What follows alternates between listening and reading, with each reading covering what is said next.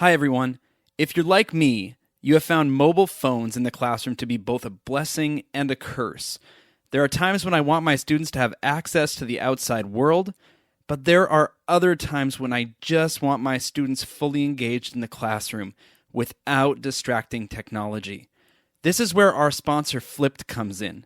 Flipped is a first-ever classroom engagement application that keeps students from getting distracted by their mobile phones when they're learning, and it does it in a really clever way. Some instructors have even reported that Flipped has been associated with increased grades and reduction in attrition. If you are interested in learning more about Flipped, please visit flippedapp.co/psych. That's FLIPPDAPP.co/psych.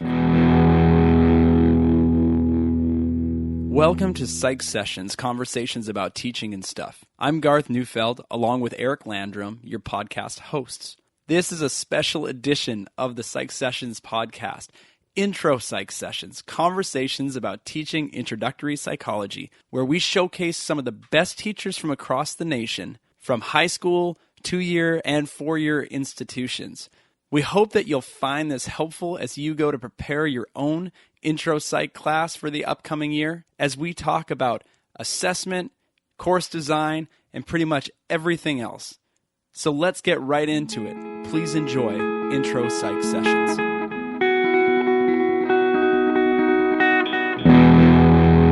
We are here with Virginia Welle from Chippewa Falls High School, senior high school in Wisconsin. What town, city are you in? Yeah, so the town is Chippewa Falls, Wisconsin. So we're the only public high school in that town, and we're in northwestern Wisconsin. We're about an hour and a half east of Minneapolis. We're actually closer to the Minnesota border than any other place. Okay, Yeah. and how big is your city? The city of Chippewa Falls is about 10,000 people by census population, but our district also includes outlying townships and rural areas. Okay. So we have about 1,500 students in our high school. Okay, 1,500 students. That's a decent size. Yeah, it's a pretty sizable school for our area. Right. Now, you have been there for how long? Since 2004, I believe. 2004, yes. And you teach, your high school teachers sometimes teach a lot of different subjects. What do you teach? Yeah, well, I am kind of lucky because I've been able to specialize in my favorite subjects in psychology for several years now. I think I've been teaching only AP psychology for the past 5 or 6 years. This year, our schedule changed and staff course loads went up a little bit, so I was able to offer a course in abnormal psychology for the first time, which is transcripted with the local technical college. So all psychology for me.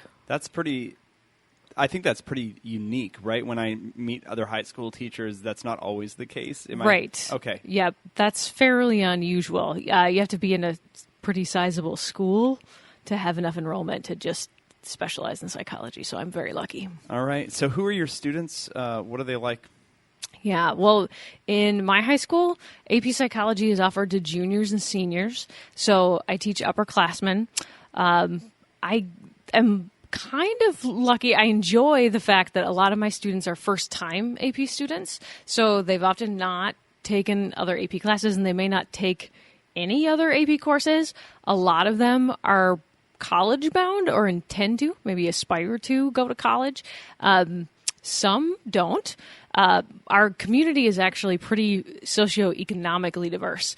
We're kind of in the heart of the Midwest, so we don't have a lot of racial and ethnic diversity. It's very much majority white area of the country, but we do have a lot of income stratification. So in my classes, I'll have the children of doctors and people who are maybe children of the professors at a neighboring university, right alongside the kids of gas station attendants and farm kids, because we cover some rural areas. So that's the major source of diversity in my school. Okay. Lots of different backgrounds in that. Forgive me, because I'm going to refer to your AP Psych class as Intro Psych, if that's okay. Yep, that's totally fine. For the sake of what I know I'll just screw up anyway. So anyway, how big is your IntroPsych classroom or your class? Right. So I teach my course load. I teach 6 different courses or 6 sections of AP Psychology, or at least next year I will be. This year I taught 5. The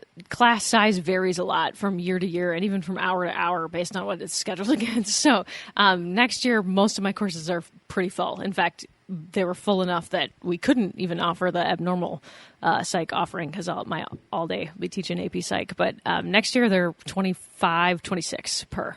And times 6? Times 6. That's how many students you have for a semester or for a year? For a year. Yep. So it's a year-long course, so I do get to have them the whole year, which is good. And we just transitioned to an A-B block schedule.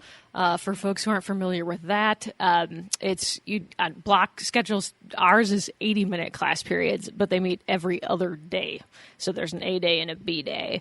And we had previously, for many, many years, as long as I had been there, been on a traditional 7-period day where you'd meet daily for 50 minutes. So that's changed the dynamic a little bit of the class and planning. What does that do to your class and planning?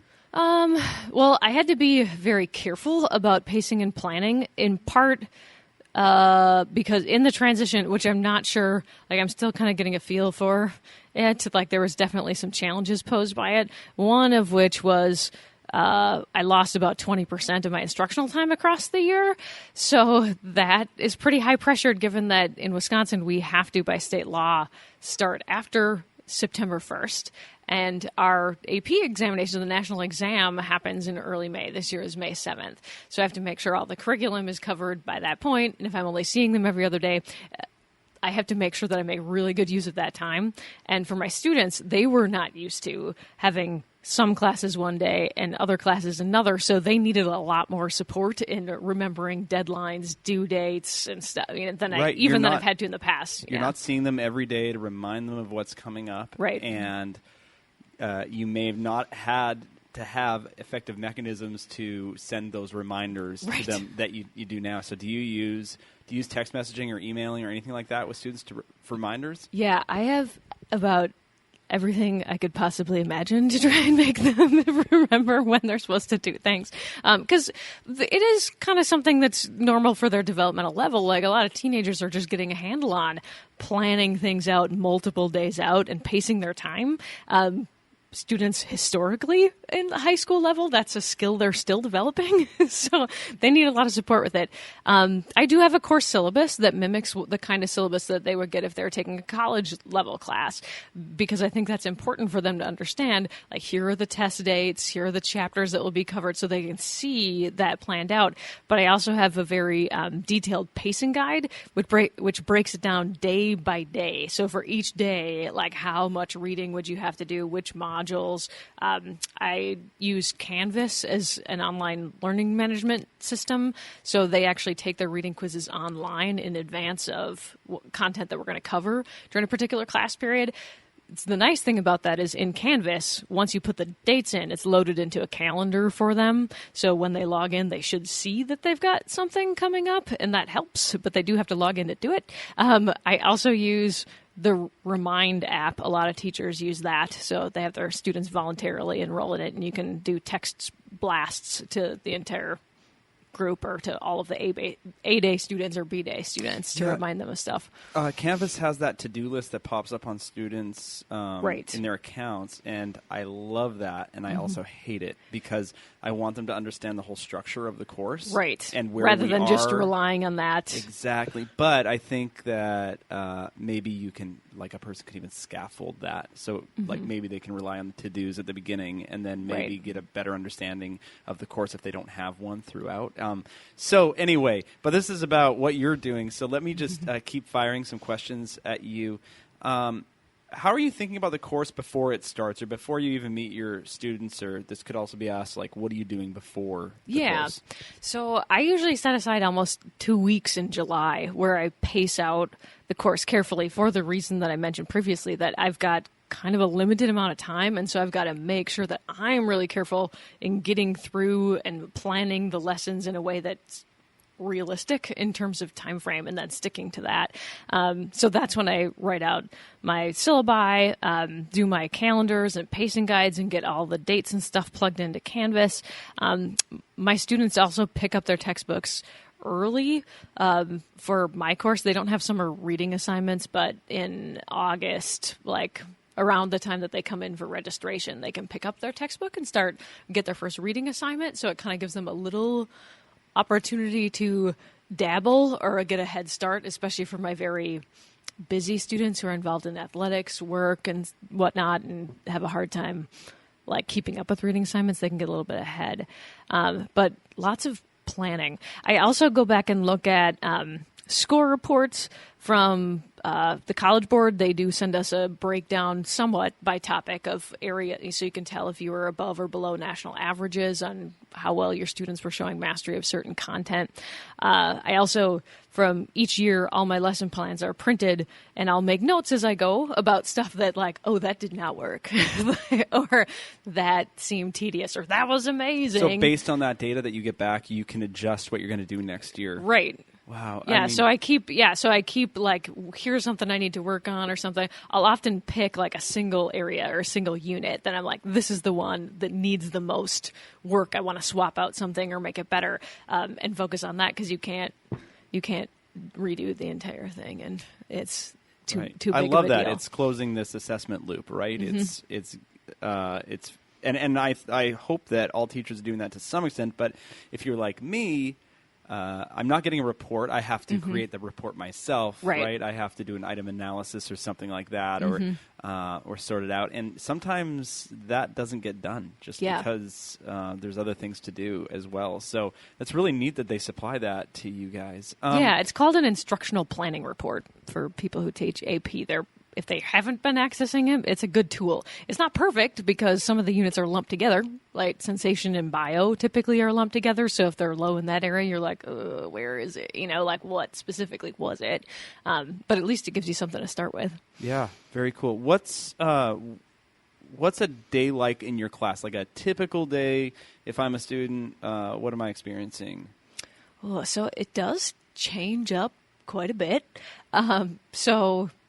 Which maybe makes it interesting, but I often there's some sort of bell ringer or warm-up activity usually on my screen. I have a projection screen with the LCD projector, so I can put up my slides or whatever on that. So I'll have usually a prompt for them when they walk in, and sometimes it's like a simple social emotional kind of thing, like greet your table buddy and tell them something that you're looking forward to this week, or something. Sometimes it's like that, or sometimes it's a memory jogger from the previous lesson. So maybe a question that requires them to think about or apply something that we had covered in the previous lesson. Sometimes it's I use Socrative to do formative assessment a lot. So they might have some multiple choice questions or maybe an open-ended thing in Socrative, so then I can actually collect their responses and see how people are responding to stuff and what they remember. I do use quite a bit of direct instruction, in part because of time constraints. So I do usually involve lecture and slide presentations with visuals and whatnot. But I often have prompts for my activities or stuff kind of embedded in those slides. So there's a lot of transition between me kind of guiding stuff and then maybe trying out a skill or an idea. During the cognition unit, we might do a memory demo or something to illustrate, deep versus shallow processing or something. Do you ever feel limited by the amount of content that you need to get through? Because you actually do need to get through it for your students, right? Yes. And I'd say, that is one of the constraints. That's just kind of the reality of the world I'm in, is that I know it's important for my students to get college credit for the course. For a lot of them, that's a motivation for why they took it in addition to their interest. So I want to do right by them by making sure that they're prepared. But it does mean sometimes it does seem like vocabulary vomit, that I'm just over, there's so many concepts that I have to make sure that they've at least been introduced to. I try to make them as cohesive and non-disjointed as possible, so it doesn't just seem like here's a concept and here's another one and here's another one.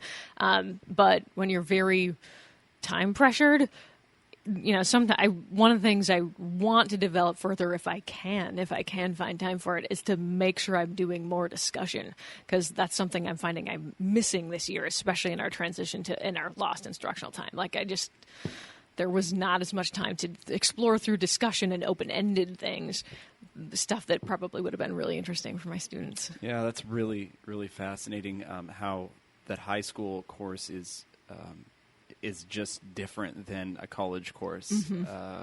Would you ever want to teach a college course just to see what you could do? Maybe to see the contrast of it, right? Yeah. I think there might be a nice thing about having some more freedom over it, but I know college professors, they have constraints about their time too. You have a limited number of class meetings, and so you've got to make decisions about how you're going to use that effectively. So it's not completely limited to high school, the time constraints, but to have more freedom about, I could choose what to put on my assessments, to choose what I was going to assess more than I do in AP might be nice. On the other hand, one of the things I love about teaching at the high school level is you're often the face of psychology, like, to your students. Like, you're the only one who teaches psychology in your school oftentimes, and because you see them on a more regular basis and you're often involved in other aspects of their lives, like, you do end up developing pretty good mentorship types of relationships with your students, which is awesome. And I really think it's the most developmentally appropriate class for high school juniors and seniors that you could imagine. I mean, this is an audience who's still somewhat playing with identity questions and starting to ask questions about why people do these things and why their peers are doing things. And so they're really receptive to the content of psychology. So it would be hard to step away from that. It's so clear that you love teaching your students, and that's really inspiring. I'm going to keep shooting questions here. I want to know, what is day one like in your class? Oh, okay. So I've changed that up over the years. I've tried different things. Most recently, I've kind of started with maybe an experiential active learning kind of thing that at its face isn't necessarily connected. It doesn't seem like it's connected to psychology, but it sets the tone for the type of learning I want people to feel comfortable doing in my classroom. So after we do like a brief introduction, they partner up, and usually the weather's nice enough to facilitate this, so I'll take them outside and they do something called duct tape skiing. So you take 2 long, like 1.5 to 2 foot pieces of duct tape per pair of students, and they lay them on the ground next to each other like they're 2 skis, and one student steps on the front part of the skis and the other student steps on the back, and then they have to like walk a certain distance and then turn and come back without tearing the tape. And if they tear the tape, they have to start over again. And it's really easy to tear the tape, and it's sort of difficult to do, and it's a fun thing to do on the first day of class because like we're all screwing up together, and like looking silly, sort of. So after they do this, we wait for everybody to finish, and I help all the teams along or whatever. And I have them kind of try and guess, why did I have you do this on the first day? And I'm looking for, if they don't offer it, a lot of times they come up with some pretty insightful stuff, but I'm looking for it to start the conversation about like, okay, did we have people that didn't get it right away? Yeah. They're like, was that okay? Like, did they just keep going until they got it? Yes. Why 2s? Why did I have people do this in partners? Because I do have my students sit, like, my classroom is outfitted with tables that 2 per person, you can set partners in. So that person that they sit with, which they get to choose, becomes their like table buddy for the year. So relying on your table buddy and communicating effectively and asking for help if you need it becomes part of that as well. So I hope it's a lesson, like it becomes a lesson kind of in like, this is a place where it's okay to screw up. It's okay to have fun, but you're going to need to connect with other people and in order to succeed. Yeah, it's thoughtful. It sends the message of what this course is going to be about. Right. Or like a lot of maybe the underlying things that this course is going to be about. So they do rely on their buddies quite often, like for studying or for, I guess, turning to each other and talk about this. Yeah. So, yep, that's kind of my go-to for a lot. Not all, because sometimes we do need to mix it up, but oftentimes their go-to review exercises are, write down what you think it is and then swap with your table buddy or something. And so they're doing a lot of work with that. Of course, they do also message then with each other and like get each other caught up too, just for, practical purposes. Your table buddy's a good person to rely on.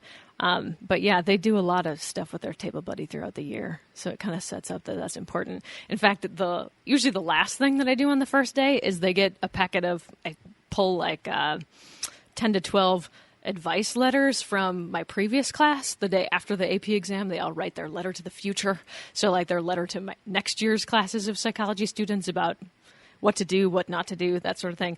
They'll often write in there, like, pick a good table buddy because you're going to do so much with them. And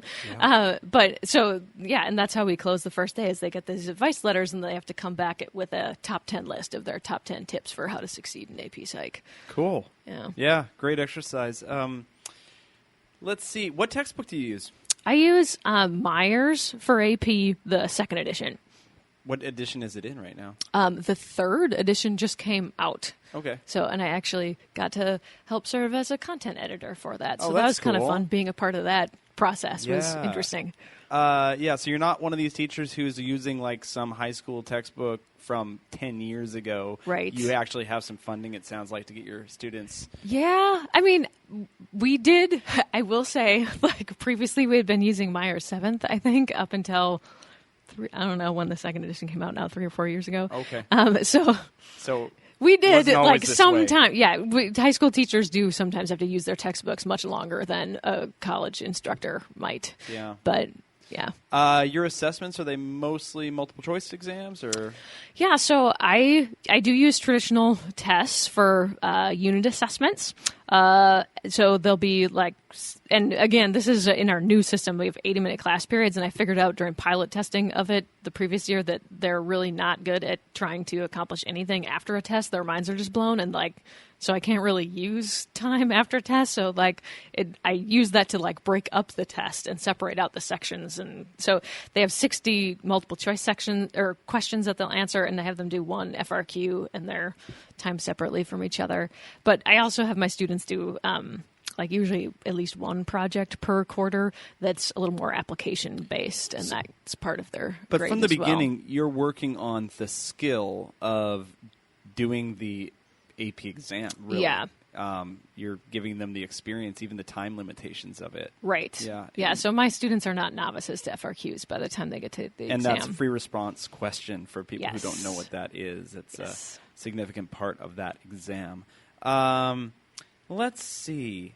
Are you happy with your course in its current form right now, with what you're doing? Yeah. Well, like I said, teaching intro psych to high school students is amazing. Like, it is amazing that they're responsive to it. You can blow their minds. They will come to you with questions. So I love the course. I do like the scope of the content to some degree. I like that in AP Psych they get a tour of the AP Psych curriculum is 14 different identified content areas within psychology. So I like that they get kind of a tour.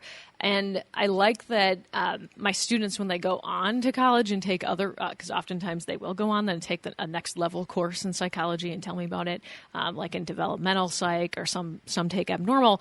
And they'll always say like, oh, I felt like I knew a lot of this because we studied it in AP Psychology. So they certainly don't know all of it, like going into their upper level or next level courses, but they're remembering it, and it's kind of nice to get them introduced to the field.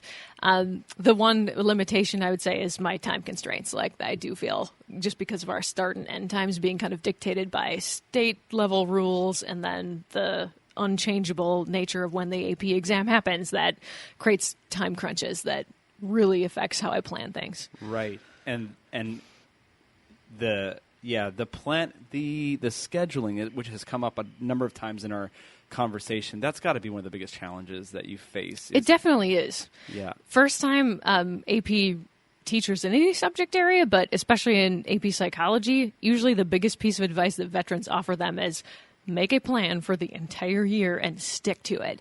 Do not move it, because you don't have time to catch up, and we have all these, that teaching high school is this weird beast where, oh, there'll be like a pep assembly that you didn't know was going to happen. So then you lose a class day, or surprise, all the music kids are gone for a week to their, so there's all kinds of these other things that intrude upon your class time that are really difficult to plan around. So the more that you can do that and then come up with ways to work around unexpected ones, because those are going to come up too, it's a major obstacle. That's so interesting. That's just something that I don't think about as a college instructor, right? Mm-hmm. There are just different challenges in each of our respective institutions. Well, hey, thanks for doing this with me. And it was so good to hear the voice of a high school teacher because, I don't know, I just think we're all doing the same thing. And it's really amazing how the diversity of how we do it. So thanks for sitting down. Thanks for having me, Garth.